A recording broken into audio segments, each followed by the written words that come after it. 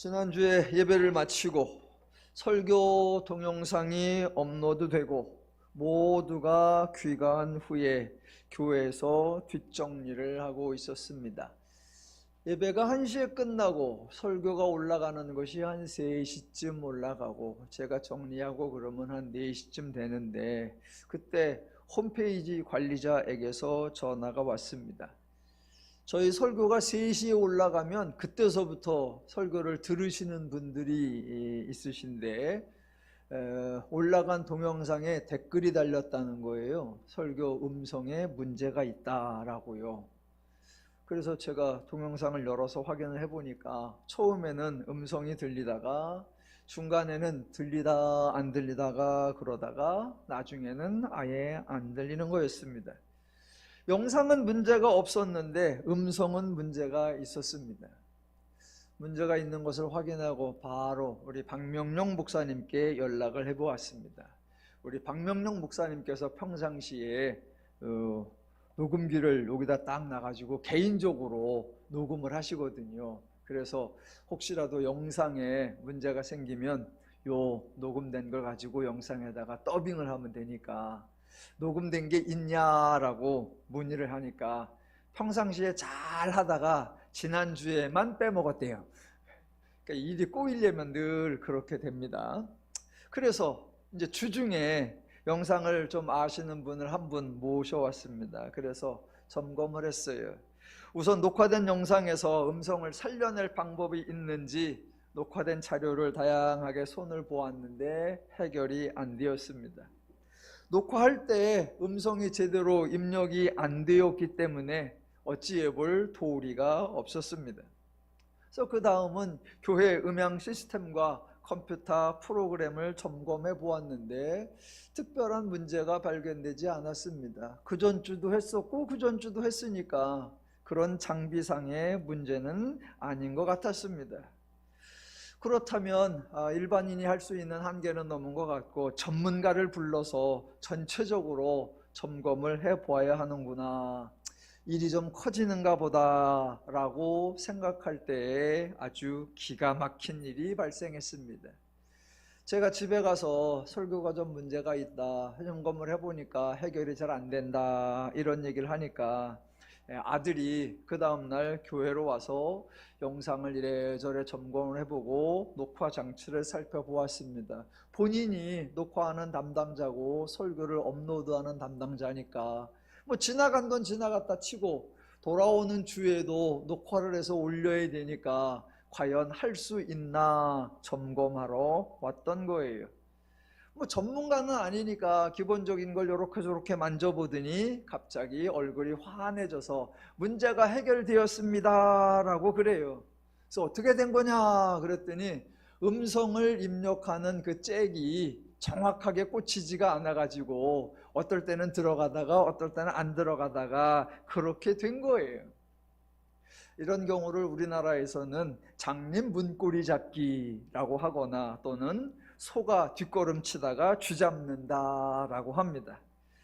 문제를 딱 해결하는 순간 제 아들이 기고만장해졌습니다. 그러더니 큰 소리를 뻥뻥 칩니다. 한다는 말이 나 없으면 이번 주에 어떻게 할 뻔했냐, 아들 귀한 줄 알라, 내가 교회에서 하는 일이 없는 것 같아도 소중한 일을 하고 있다. 와 1년치 위세를 그날 하루에 다 부렸습니다. 제가 아주 굽신굽신 고맙다고 했습니다. 고기 사줄게 라고 했습니다. 지난주 설교를 녹화를 다시 해서 올려야 되는데 주중에 이런 작업하느라고 못했습니다. 가능한 한 빠른 시기에 업데이트를 하도록 하겠습니다. 감사하게도 대부분의 온라인 성도님들께서 상황을 이해해 주셨습니다. 그래서 컴플레인을 하기보다는 함께 걱정을 해 주셨습니다. 어떤 분과는 문자로, 어떤 분과는 카톡으로, 어떤 분과는 댓글로, 어떤 분과는 직접 전화로 음성 문제에 대해서 이렇게 대화를 나누다 보니까 공통적으로 하는 말이 두 가지 정도가 있었습니다. 하나는 와 의외로 더누림교회 온라인 설교를 들으시는 분이 꽤 되네요 이런 거 하나였고요. 다른 하나는 목사님 가끔은 이런 일이 있어야 목사님 설교가 귀한 줄 알아요. 저를 위로하고 저를 격려하려고 하는 말씀이라는 것을 충분히 이해합니다. 그래서 웃으면서 그래도 우리 말은 그렇게 하지 말자라고 했습니다. 죄인들의 전형적인 태도죠. 없어봐야 소중한 줄 안다. 아파봐야 건강이 중요한 줄 알고 힘들게 고생을 해봐야 일상이 소중한 것을 알게 된다. 맞는 말이긴 하지만 그게 가장 어리석은 것이고 가장 미련한 것입니다. 사실은 평상시에 일상의 소중함을 아는 것, 형통할 때 은혜의 귀중함을 알고 누리면서 감사하는 것, 그것이 가장 좋은 것입니다. 기독교의 핵심 주제, 하나님이 가장 관심을 갖는 것, 하나님이 열심을 다해서 행하시는 사역, 하나님이 친히 수고하여 이루어내시고 완성하시는 내용이 바로 인간의 행복입니다. 인간의 행복, 세상에서는 행복이라는 단어를 참 많이 사용하는 것 같은데 교회에서는 의외로 많이 사용하지 않는 것 같습니다. 왜 교회에서는 행복이라는 표현을 자주 쓰지 않을까 생각을 해보다가 컴퓨터로 저희 한글 성경, 저와 여러분이 가지고 있는 개역개정 성경을 검색을 해봤어요. 행복 몇 번이나 나오나 그랬더니 저도 조금 깜짝 놀랐어요. 불과 11번밖에 나오지 않습니다. 성경에 행복이라는 표현이 자주 나와야 성경을 읽다가도 행복을 이야기하고 그 구절을 근거로 설교를 할 때도 행복을 이야기하고 성경 구절을 인용할 때도 행복을 이야기해서 행복을 많이 이야기할 수 있는데 성경 자체에 행복이라는 단어가 너무 적게 나왔습니다.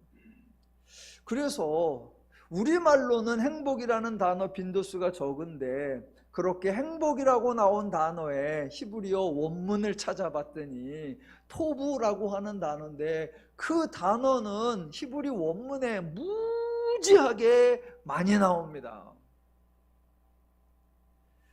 창세기에 하나님이 천지를 창조하실 때에 첫째 날에 이렇게 되라, 둘째 날에 이렇게 되라, 그렇게 되니 하나님이 보시기에 좋았더라 라고 할 때 그 좋았더라 라는 단어가 토부입니다. 즉 하나님이 기대하고 의도하고 원하고 바라는 대로 온전히 이루어져서 그 목적대로 잘 운영되고 있는 것, 그것이 좋았더라 이고, 그것을 인간에게 적용해보면 인간이 하나님이 창조한 대로 기쁘고 즐겁고 신나고 행복하게 사는 것, 그게 좋았더라. 즉 행복이. 비록 성경에 행복이라는 직접적인 표현은 적게 나오지만 행복과 관련된 표현은 매우 많습니다. 기쁨, 사랑, 온유, 즐거움, 감사, 선행, 평안, 인내, 양선, 모두 인간의 삶, 행복한 삶에 대한 표현들이죠. 예수님이 부활하신 후에 제자들을 만나서 가장 먼저 하신 말씀이 무엇이었습니까? 평안하냐 였습니다. 그 다음날 예수님이 다시 제자들을 만나셨을 때 하신 말씀이 무엇이었습니까? 너희에게 평안이 있을지어다 였습니다. 부활하기 전에, 아예 예수님께서 십자가 사역을 하기 전에 예수님의 사역을 하시면서 그 다짐하시고 약속하신 말씀이 무엇이었습니까? 수고하고 무거운 짐진 자들아 다 내게로 오라, 내가 너희를 쉬게 하리라. 그렇게 말씀하시고 그 사역을 행하신 후에 질문하시는 거, 너희가 평안하냐? 하나님이 선포하시는 거, 너희에게 평안이 있을지어다. 하나님은 인간이 행복하기를 기대하시고 인간이 행복하도록 만들어 주시는 분이십니다. 하나님은 인간이 행복을 누릴 수 있도록 창조하셨습니다. 창세기 1장과 2장에 하나님이 창조하신 에덴 동산이 나오는데 그 에덴 동산을 흔히 파라다이스, 낙원이라고 합니다. 그래서 거기에 있으면 인간이 행복할 거다라고 말합니다. 여러분, 에덴 동산이 넓은 땅이어서 주거 문제가 발생하지 않아서 좋은 것 아니고요, 에덴 동산에서 먹거리가 풍부해서 식량 문제가 발생하지 않아서 좋은 것이 아닙니다. 하나님은 인간이 행복을 누릴 수 있도록 하나님의 형상을 따라 인간을 창조하셨습니다. 즉, 인간이 하나님의 마음과 기준과 가치와 개념과 원리와 방식과 능력, 즉 하나님의 성품을 따라 창조되었기 때문에 인간이 행복을 누릴 수 있었던 겁니다. 그러니까 창조에서 중요한 것은 그곳에 가면 거기에 있었으면 행복했겠다, 장소가 아니라, 상황이 아니라 하나님이 우리를 하나님의 성품으로, 하나님의 형상으로, 그래서 하나님의 마음으로 살아가게 했기에 행복을 누리는 거구나, 하나님에게 포커스가 맞추어져야 하는 겁니다. 인간이 죄를 지은 것은 갑자기 땅이 부족해서가 아니고 갑자기 식량이 부족해서가 아니었습니다. 인간이 죄인이 된 후 행복이 사라졌죠. 부부 사이에는 서로 원망과 책임 전가가 일어났고, 형제 사이에는 시기와 질투 그리고 살인이 일어났습니다. 아담과 하와의 부부의 삶, 가인과 아벨의 형제의 삶에 의식주가 문제가 되었던 것이 아닙니다. 예나 지금이나 인간을 불행하게 하는 것, 서로 살아가는 삶을 힘들게 만들어내는 가장 본질적 요소는 바로 죄입니다. 죄의 마음, 죄의 기준, 죄의 가치, 죄의 원리, 죄의 방식이 문제의 핵심을 속이고 해결 방식을 속이고 결국 계속하여 인간이 불행하게 하도록 작동하고 있습니다. 기독교가 이 죄의 술수에 놀아나면 안 되고, 교회가 이 죄의 교활한 속임수에 당하면 안 되고, 성도가 이 죄의 사악한 미혹에 넘어가면 안 됩니다. 하나님은 인간에게 소중함을 알게 하기 위해서 고난을 주고 시련을 주고 역경을 주고 그렇게 인간을 대하시지 않습니다.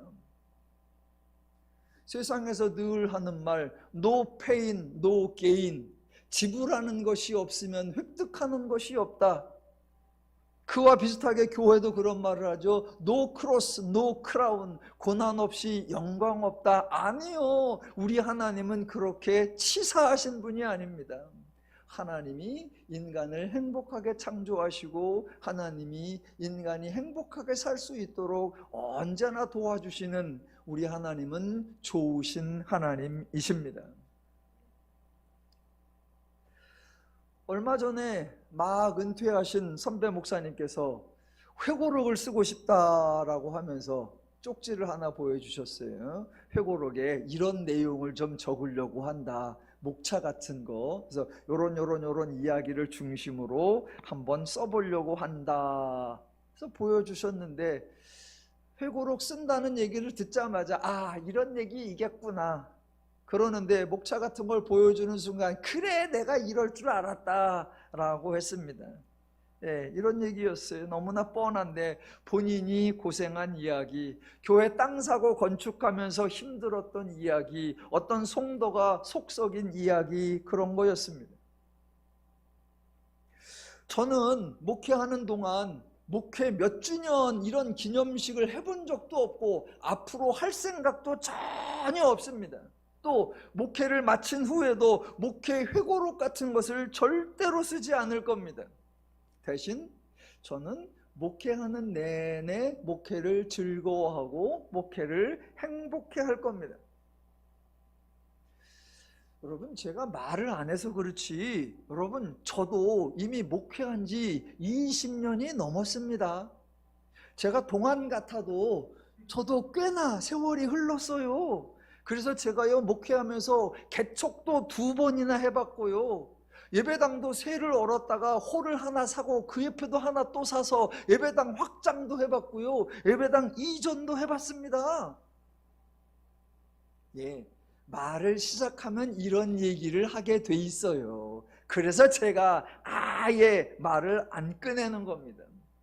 예, 대신 저는 목회 내내 행복하고 지금도 목회가 좋습니다. 목회 때문에 고생했거나 힘들었던 적이 거의 없고 저를 속썩이는 성도님들도 없었고 목회 말고 다른 걸 해볼까 고민해 본 적도 없었고 당연히 목회를 후회해 본 적도 없습니다. 저는 성도님들에게도 똑같은 기대를 가지고 있습니다. 여러분이 신앙생활 하시면서 또는 나중에 더누림교회를 돌아볼 때에 힘들었던 기억이 나면 안 되고 고생했던 생각이 나면 안 되고 희생한 마음이 들면 안 됩니다. 신앙생활 즐거웠지, 더누림교회 행복했지, 목사님과 성도들 참으로 반가웠지. 예, 그래야 돼요. 제가 성경을 읽으면서 특히 신약 성경을 읽으면서 참 이게 다르다, 태도가 다르고 표현이 다르고 기록되어 있는 내용이 다르다라고 생각한 것 중에 하나가 뭐냐면 제자들이에요. 여러분, 예수님의 제자들이 3년 동안 예수님과 동행을 했고 예수님과 동역을 했습니다. 그리고 예수님이 부활하여 승천하셨습니다.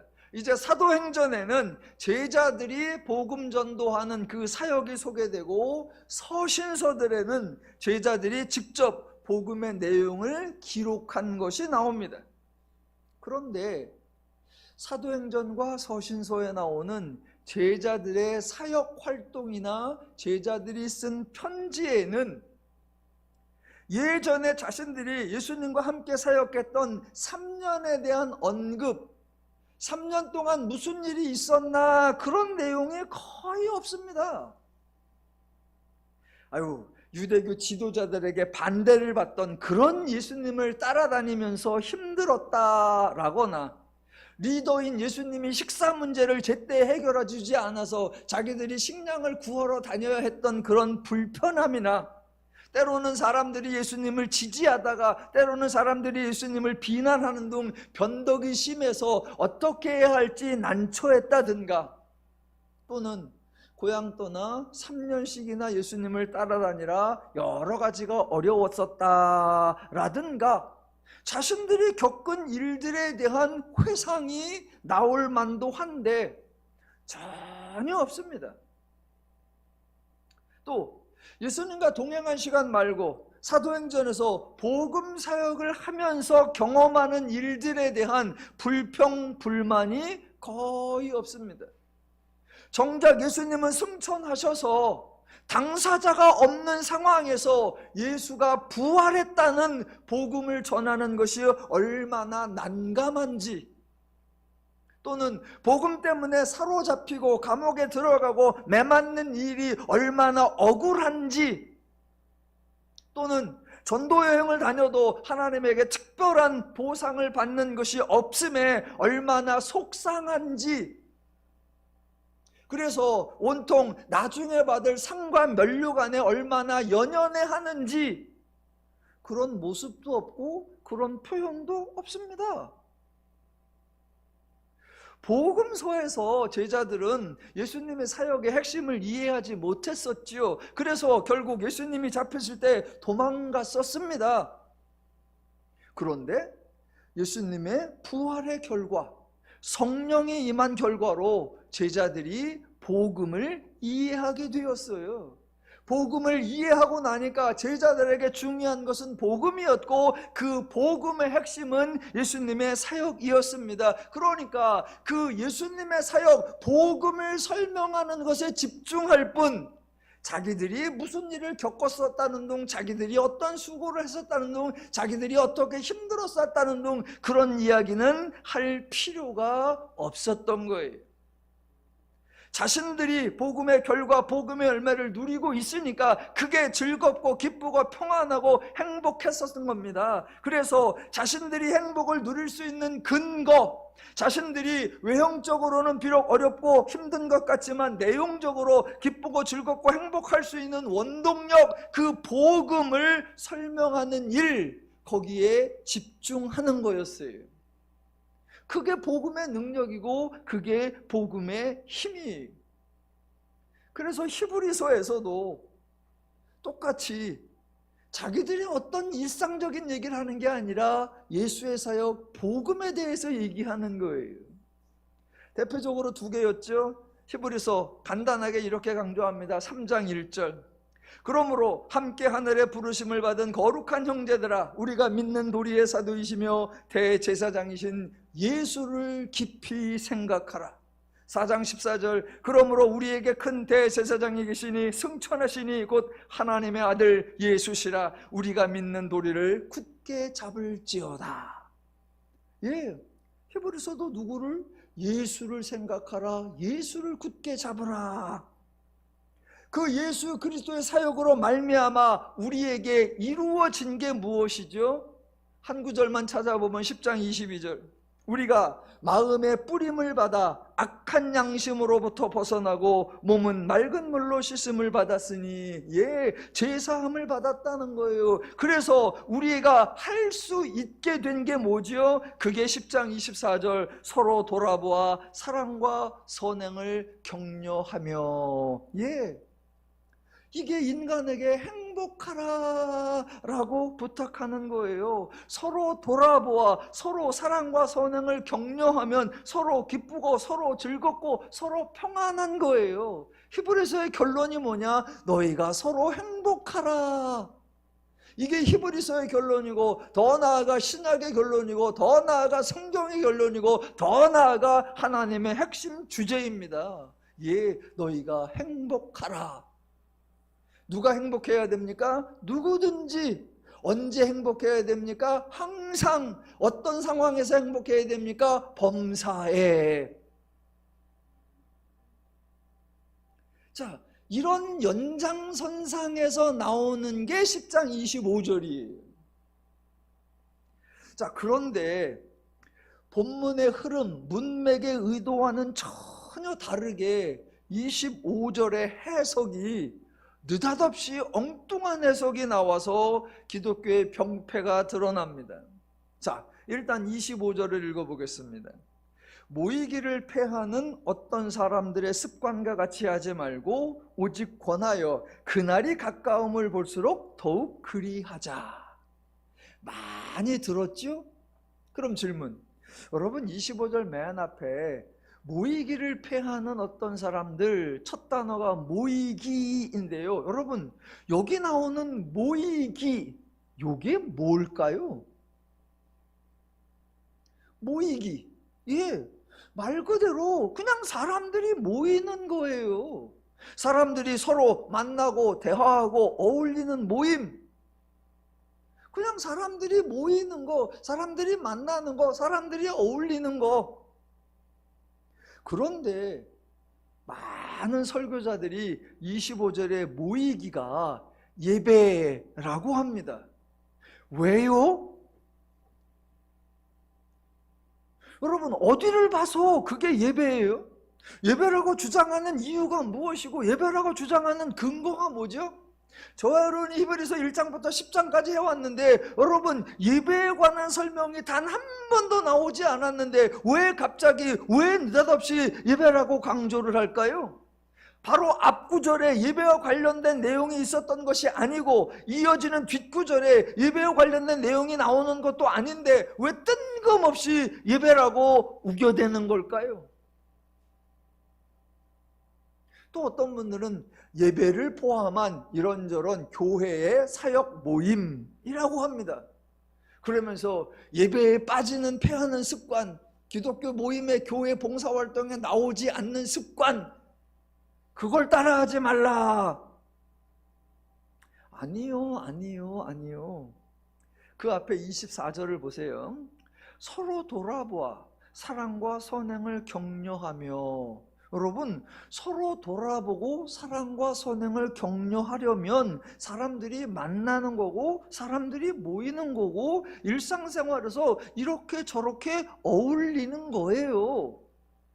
그 얘기를 하면서 25절에 모이기를 패하는 어떤 사람들의 습관과 같이 하지 말고입니다. 예, 어떤 사람들이 있는데 그 사람들은 모이기를 패하는 습관들이 있대요. 그래서 그 사람들의 그런 행동처럼 하지 말라예요.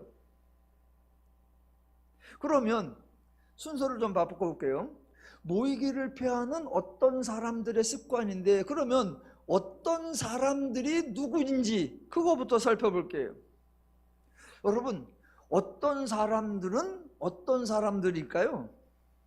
자, 본문에 나오는 어떤 사람들이 누구인지를 확인하려면 본문에서 특별하게 지정되지 않은 그냥 어떤 사람들이 아니라 정반대로 특별하게 언급되어 있는 그 사람들이 누구인지를 알면 됩니다.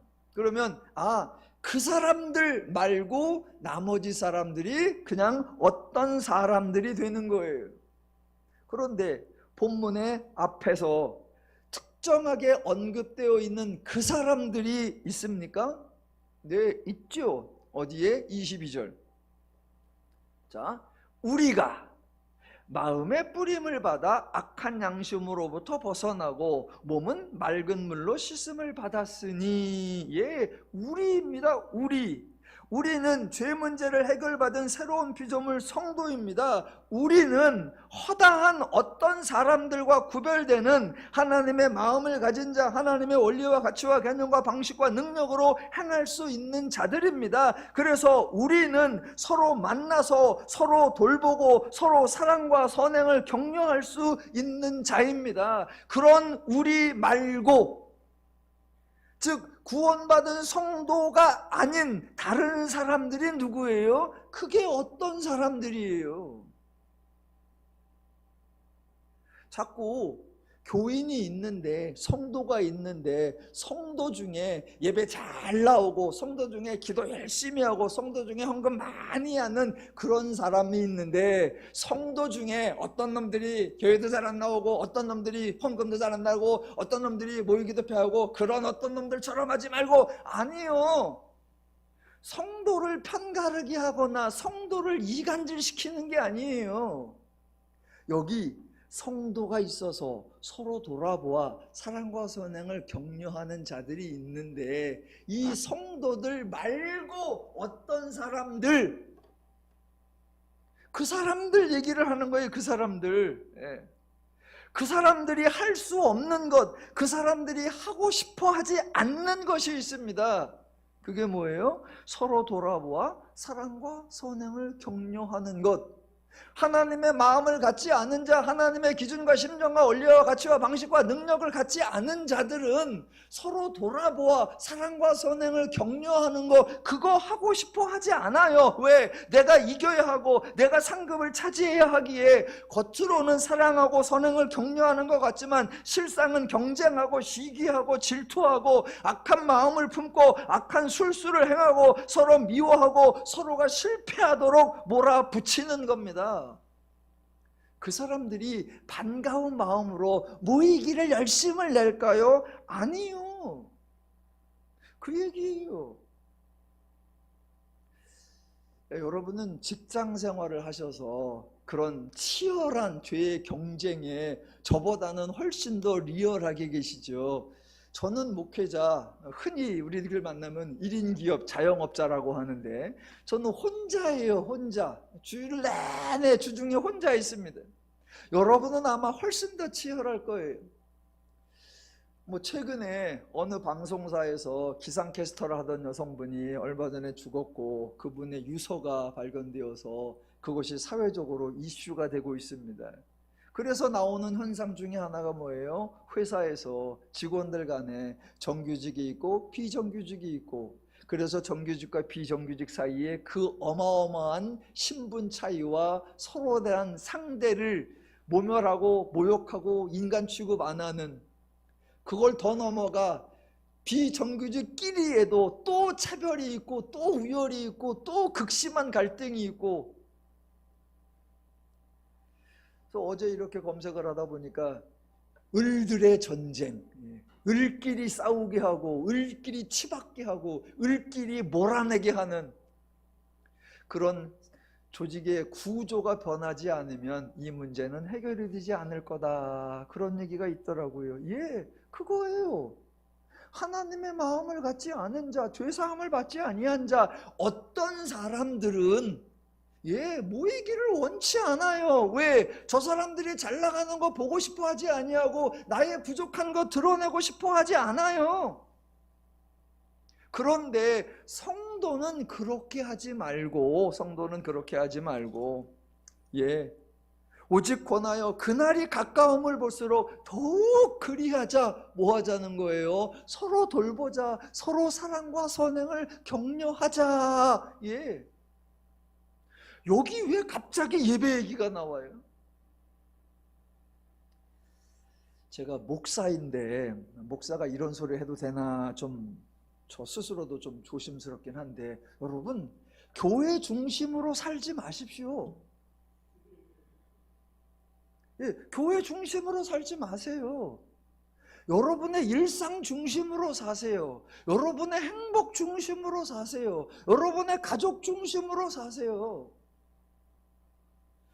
뭐 어느 교회에서는 사역자들끼리 뭐 빌라 하나를 다 모아갖고 담임 목사 101호, 부목사 102호, 전도사 103호, 뭐 104호 그렇게 모여 살자. 저는 결사반대입니다. 결사반대.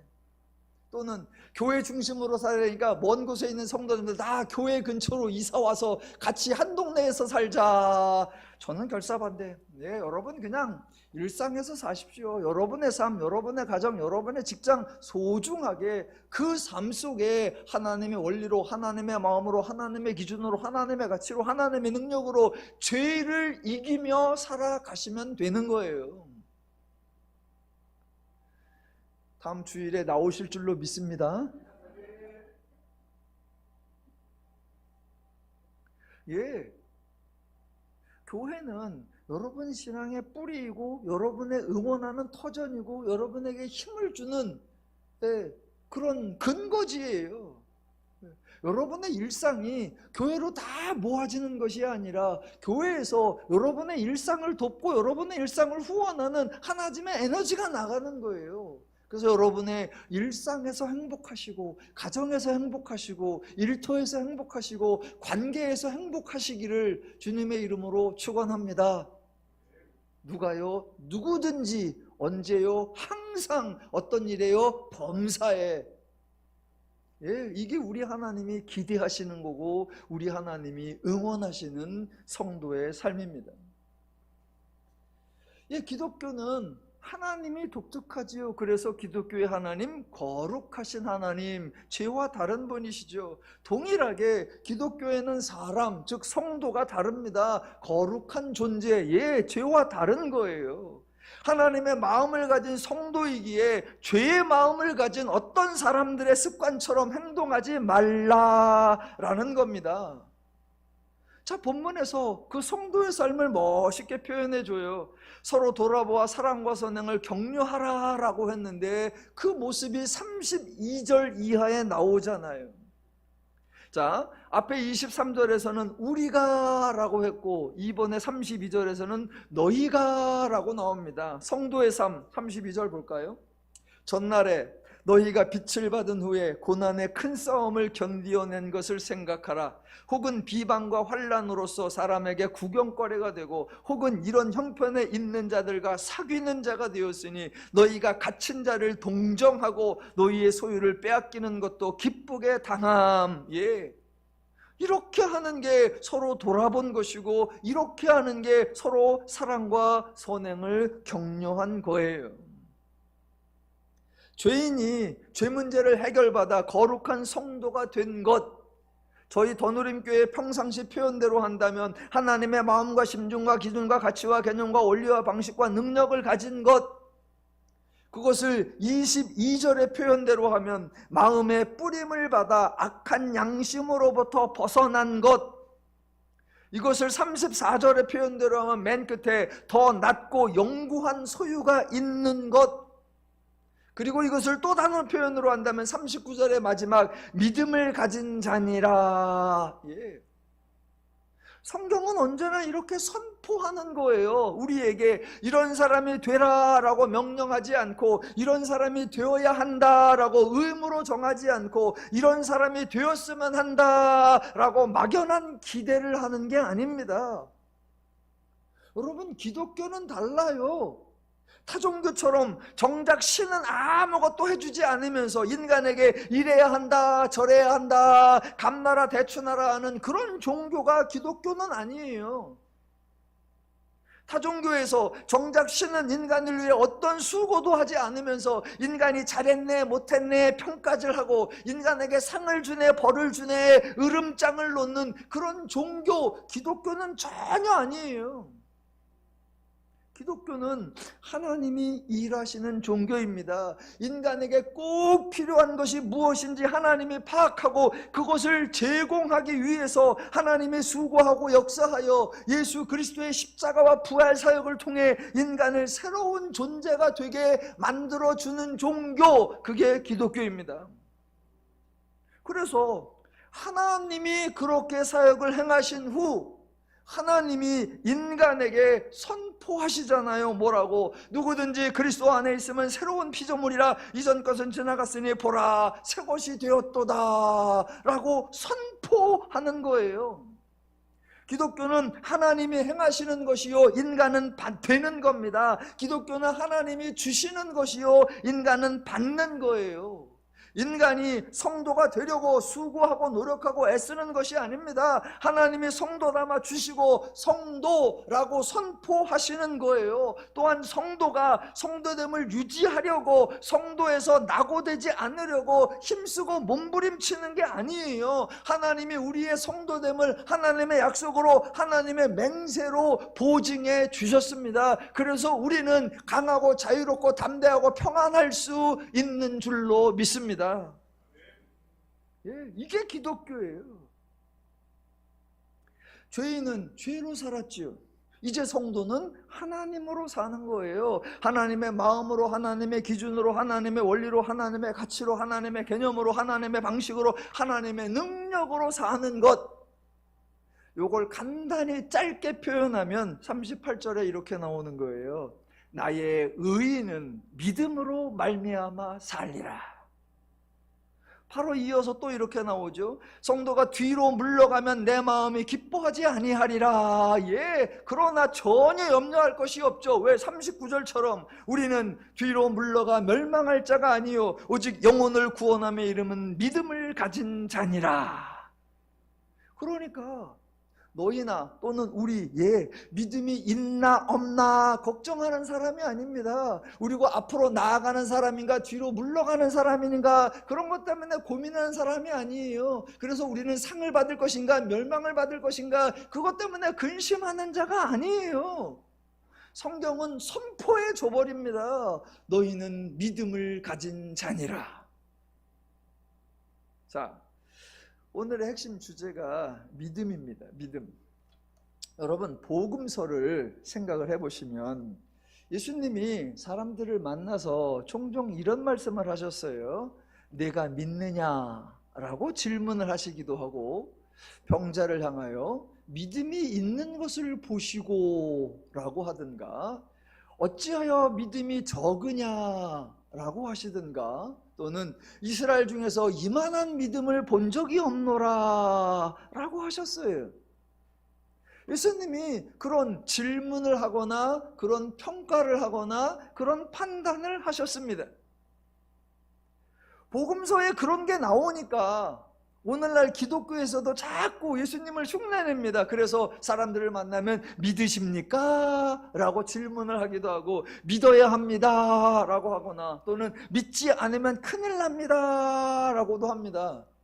그러면서 예수님도 그런 표현을 했으니까 우리도 그런 표현하는 게 당연하다라고 생각합니다. 아니요.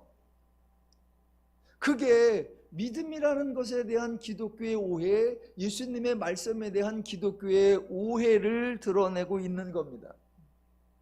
자, 오늘날 믿음, 여러분 사람들에게 믿음 그러면 믿음의 반대말은 뭐죠? 그럼 불신이에요. 그래서 사람들이 예수 천국, 불신 지옥, 예수를 믿으면 천국 가고 예수를 믿지 않으면 지옥 간다. 그래서 믿음과 불신 이렇게 생각을 합니다. 그런데 여러분 예수님 당시에는 믿음이라는 표현 또는 불신이라는 표현을 거의 사용하지 않았습니다. 유대교를 섬기는 유대인들은 나는 하나님을 믿는다, 이런 표현을 거의 사용한 적이 없어요. 그러니까 유대인들에게는 믿음 또는 불신, 이런 용어나 표현이 매우 희귀하고 매우 어색했었습니다. 어느 날 제사장이 또는 서기관이 또는 율법사가 나와서 백성을 만납니다. 그러면서 백성에게 내가 하나님을 믿느냐라고 질문한 적이 없습니다. 어떤 사람이 성전에 찾아왔습니다. 그래서 제사장이나 율법사나 서기관이나 그런 사람들을 만납니다. 그때 제사장은 늘 이렇게 말하는 거예요. 내가 율법을 준행하였느냐? 네가 절기를 지켰느냐? 네가 안식일을 준행했느냐? 라고 묻는 거예요. 그러면 백성들이 뭐라고 됩니까? 어떤 사람은 나는 나면서부터 이 모든 것을 준행하였나이다 라고 하거나, 어떤 사람은 내가 율법을 어겼나이다 라고 대답했을 뿐입니다. 그러니까 저들의 관심은 온통 자기 자신들의 행동이었습니다. 저들의 기준, 저들의 판단을 결정하는 근거 오직 하나, 저들의 행동이에요. 처음부터 끝까지 하나부터 열까지 오직 자기들의 행동에 집중했습니다. 그런데 예수님이 아주 뜻밖의 단어 믿음을 사용하신 거예요. 율법사들은 늘 이런다니까요. 네가 율법을 준행하였느냐? 네가 제사를 드렸느냐? 네가 예물을 바쳤느냐? 네가 절기를 했느냐? 네가 성전세를 내었느냐? 이런 것만 질문하는 거예요. 즉 네가 행동했느냐, 네가 실천했느냐, 이것만 질문해요. 근데 예수님은 불쑥 내가 믿느냐? 라고 하십니다. 어이? 내가 믿느냐? 이게 뭐야? 그러니까 예수님은 유대인들은 그게 무슨 의미인지, 그게 무슨 내용인지 전혀 몰랐습니다. 그러니까 유대인들은 늘 뭐만 생각했다? 내가 행동했느냐, 내가 실천했느냐, 거기에만 몰두하고 있었어요. 근데 예수님이 네가 믿느냐라고 물으니까 믿는 것을 해야 하는 건가? 네가 믿느냐 그러니까 생전 처음 듣는 말인데 그것도 해야 되나 보다. 그래서 하는 말이 내가 믿나이다 예요. 그러니까 지금 믿는다 안 믿는다의 차원이 아니라 믿는 것을 하느냐 믿는 것을 하지 않느냐, 그걸로 오해한 거예요. 애초에 예수님이 내가 믿느냐라고 말씀하시는 거는 네가 믿느냐 안 믿느냐 그걸 물어보려고, 그걸 점검하려고, 그걸 확인하려고 질문을 한 게 아니에요.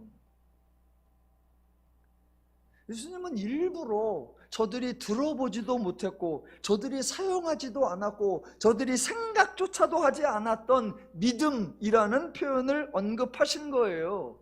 그러니까 예수님의 말씀은 이런 의미가 있는 거예요.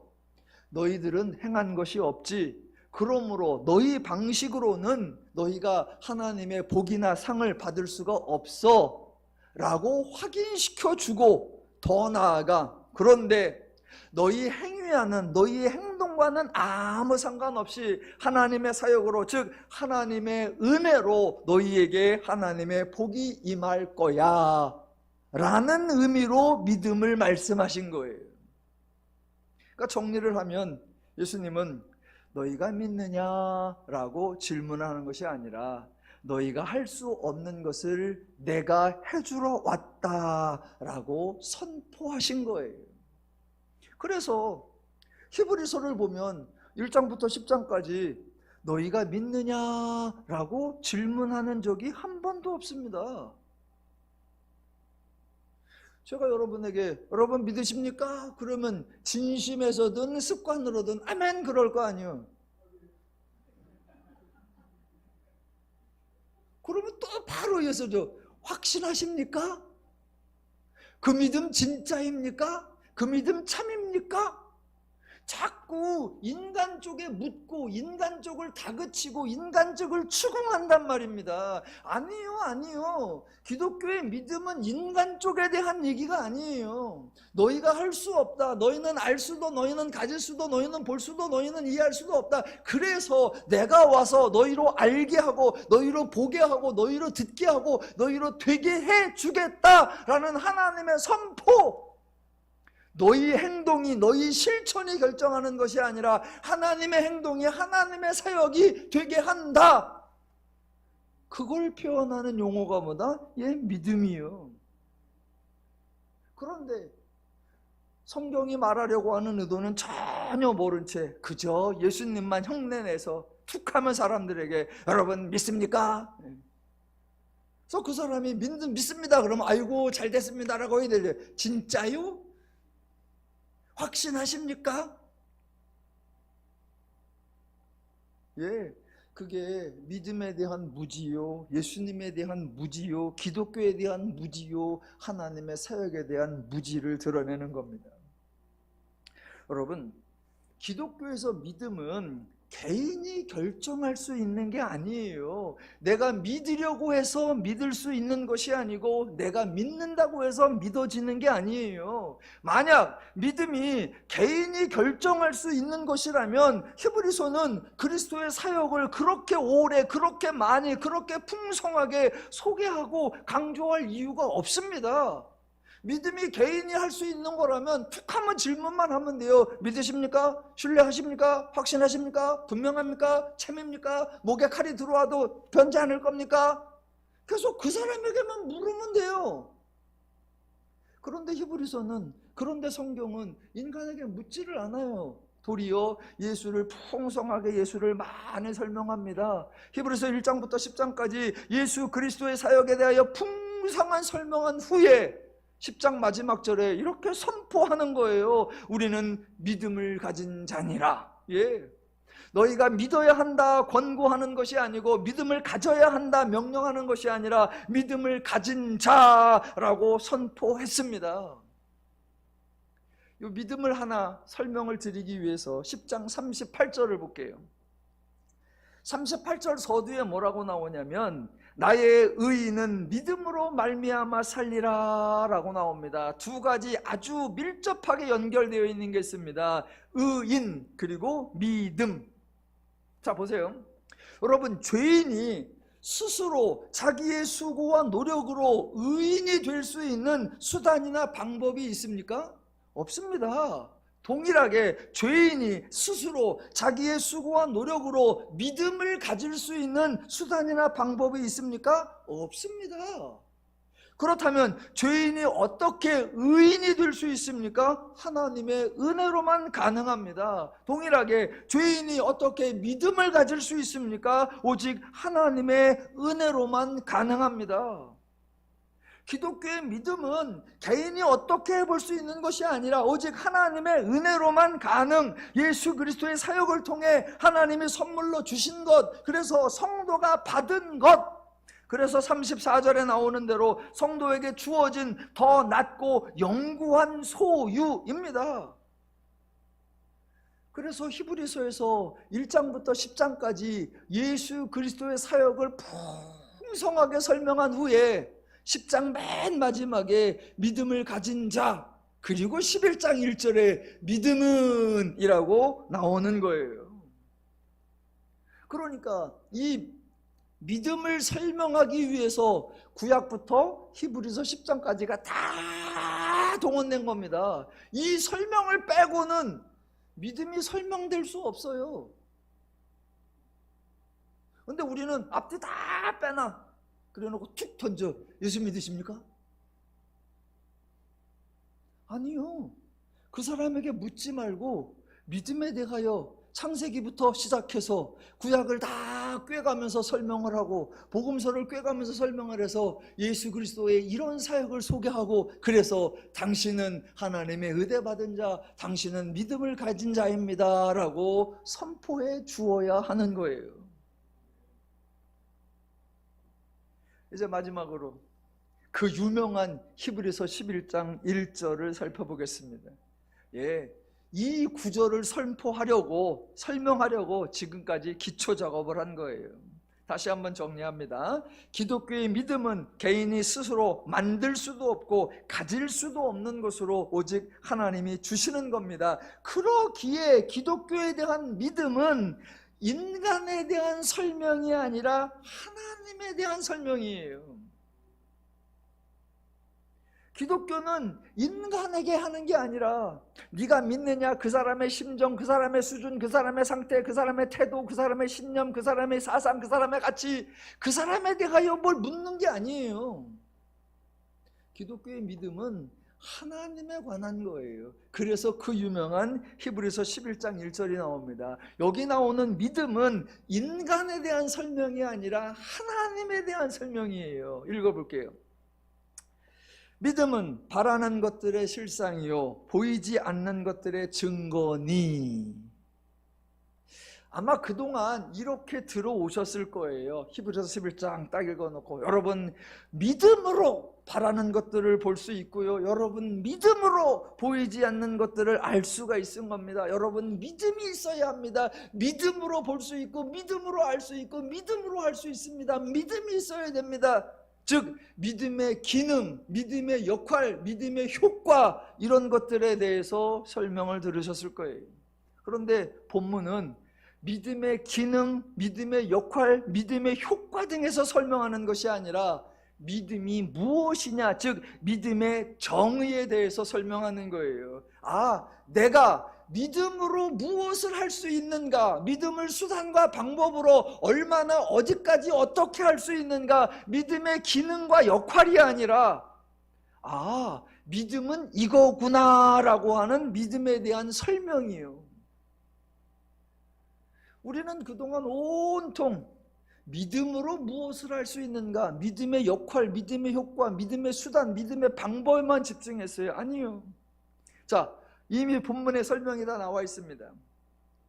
다음 주에 다시 더 정리할 거니까 오늘은 간단히만 볼게요. 자, 믿음은 바라는 것들의 실상이요입니다.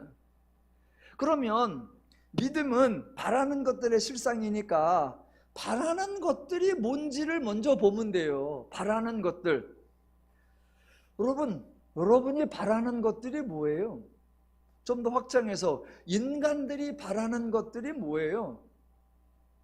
작은 거 하나들도 있겠지만 모든 인간이 본질적으로 평상시에 간구하는, 평상시에 소망하는, 인간들이 바라는 것들이 뭐예요? 바란다는 건 현재 자기에게 부족하고 자기가 할 수 없는 거죠. 그래서 그랬으면 좋겠다, 그런 존재가 되었으면 좋겠다라고 바라고 기대하고 소망하는 거. 많은 사람들이 바라고 기대하고 소망하는 그 바라는 것들 뭐죠? 예를 하나 들어볼게요. 사람들이 그랬으면 좋겠는데 나는 아니야, 그랬으면 좋겠는데 나는 안 돼. 그래서 내가 만약 그랬으면 하고 해서 나오는 게 뭐냐? 신화예요. 내가 만약 그렇다면 그게 동화예요. 내가 만약 그렇다면 그게 영화예요. 내가 만약 그렇다면 만화예요. 사람들이 자신이 할 수 없고 그런데 하고는 싶고, 자신이 될 수 없어 그러나 되고는 싶은, 그랬으면 좋겠다 바라는 것들을 신화나 영화나 동화나 만화에 수용을 해서 만들어놔요. 일례를 들면 예전에 만화 형사 가제트 있죠. 형사 가제트. 가제트가 깡통로봇같이 이런데 가제트가 어떻게 됩니까? 먼 데를 가야 돼, 급해. 그럼 어떻게 해요? 갑자기 머리에서 프로펠러가 나고 빔이었고 갑자기 사람이 삐욱 날아가서 탁가. 뭔가 저기 있는 걸 가져와야 돼. 근데 짧아. 그럼 어떻게? 가제트 팔 그러면 찍 가서 가져옵니다. 뭔가 막아야 되나? 안 돼. 가제트 팔 그러면 갑니다. 자, 뭔가를 원하고 바라는 것들이 있는데 그걸 내가 할 수가 없어. 얼마 전에 나온 영화 캡틴 아메리카, 거기 보면 여러 영웅들이 다 모여 있죠. 그 영웅들이 뭐예요? 각자 한 가지씩 뭔가 탁월한 게 있어. 저 어렸을 때 외국 드라마 유명한 거 있었습니다. 600만 불의 사나이. 뭐가 특징입니까? 두두두두두두 그러면 눈이 갑자기 삐삐삐삐 먼 데까지 보여. 그럼 또 여자 버전이 나오죠. 써머지. 그럼 뭐예요? 먼 데 있는 것까지 들어. 그러니까 캡틴 아메리카나 히어로들은 그런 뭔가 내가 바라고 내가 소망하고 기대하는 그런 것들을 모아놓은 거예요. 그런데 자, 그거를 제가 지금 영화로 예를 들어드렸습니다만 그거를 조금 더 전문 용어로 하면 사람들은 뭐예요? 내가 모든 걸 할 수 있었으면 좋겠다. 전능. 아, 내가 모든 걸 알 수 있었으면 좋겠다. 전지. 내가 거기 있었으면 좋았을 거. 아, 무소부재. 아우, 내가 영원히 좀 살았으면. 아, 영생. 그런데 뭔가 조금 불편한 상황이 있어. 그럴 때는 내가 안 보였으면 좋겠어. 투명인간. 그러니까 전지전능, 영생, 무소부재, 또 내가 좀 더 누구보다 크고 높고 세고 강하고 풍성하고. 자, 모아볼게요. 사람들은 그거를 영화나 동화 속에서 각자 한 사람씩에 부여해 놨어요. 그런데 전지전능하고 무소부재하고 영원무궁하고 만왕의 왕이고 풍성하신 그런 실체, 사람들이 바라는 것들의 실상, 그런 분이 계시죠? 예, 우리 하나님. 그러니까 사람들은 바랄 뿐이지만 그 바라는 것들의 실상이 있는 거예요. 누구? 하나님이요. 그렇다면 믿음은 바라는 것들의 실상인데 바라는 것들의 실상이 하나님이에요. 그러면 믿음은 하나님이에요. 믿음은 네가 믿느냐 인간에게 달린 것이 아니라 믿음은 하나님. 그래서 하나님이 행하시고 하나님이 주체가 되고 하나님이 역사하신다는 기독교의 표현이에요. 그 다음 거 볼까요? 보이지 않는 것들의 증거니. 여러분, 보이지 않는데 존재하는 것들이 많죠. 사랑이 존재하는데 보신 적 있습니까? 자비와 온유가 존재하는데 어디에 있죠? 진리가 존재하는데 보이질 않아. 인격이 존재하는데 보이질 않아. 신실함이 존재하는데 보이지 않아. 지혜가 존재하는데 보이지 않아.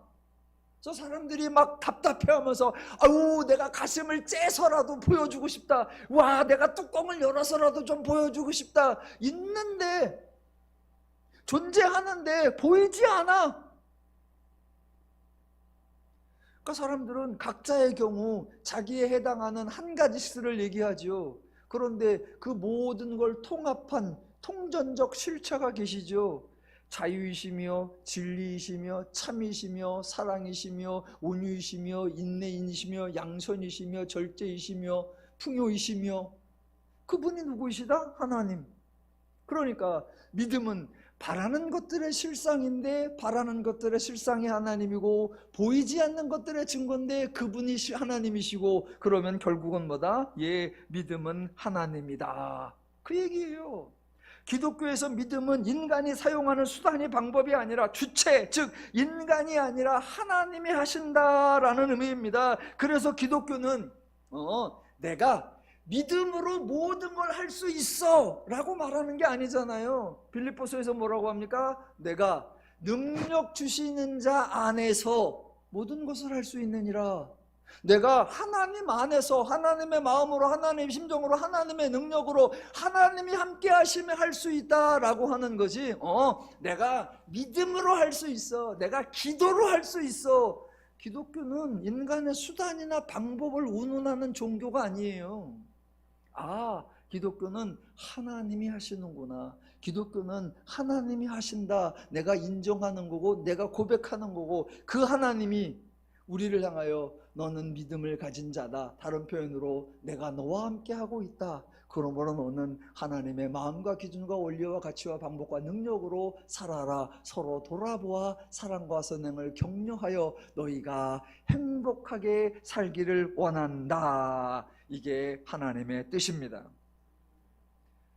사랑하는 도누림 성도 여러분, 하나님으로 죄를 이기고 항상 범사에 하나님의 복락을 풍성히 누리는 삶 되시기를 주님의 이름으로 축원합니다. 기도하겠습니다.